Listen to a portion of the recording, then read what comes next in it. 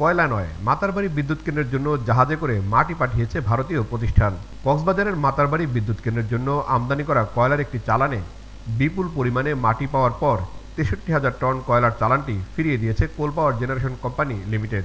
চালান প্রত্যাখ্যানের সিদ্ধান্তের পর কয়লাবাহী জাহাজটিকে চট্টগ্রাম বন্দরের বহির্নোঙরে পাঠিয়ে দেওয়া হয়েছে। সিপিজিসিএল সূত্রে জানা গেছে, টেন্ডারের মাধ্যমে ইন্দোনেশিয়া থেকে কয়লা সংগ্রহের দায়িত্ব পাওয়া একটি ভারতীয় প্রতিষ্ঠানই চালান পাঠায়। কিন্তু চালানটির কয়লায় বিপুল পরিমাণে মাটি ছিল, ফলে এই কয়লা বিদ্যুৎ উৎপাদনের জন্য ব্যবহার উপযোগী নয়।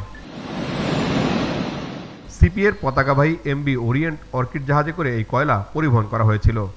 জাহাজটি ১৭ মার্চ মাতারবাড়ি চ্যানেলে প্রবেশ করে। জাহাজটি পরিচালনা করে বাংলাদেশের মেঘনা গ্রুপ অব কোম্পানিজ। সংশ্লিষ্ট কর্মকর্তারা জানিয়েছেন, চালানে অতিরিক্ত মাটি থাকায় কয়লা খালাসের জন্য ব্যবহৃত কনভেয়ার বেল্ট বারবার বিকল হয়ে যাচ্ছিল। বঙ্গোপসাগরের তীরে মাতারবাড়িতে ১,৬০০ একর জমি জুড়ে তৈরি এই আল্ট্রা সুপার ক্রিটিক্যাল কয়লাচালিত বিদ্যুৎ কেন্দ্রের সক্ষমতা ১,২০০ মেগাওয়াট।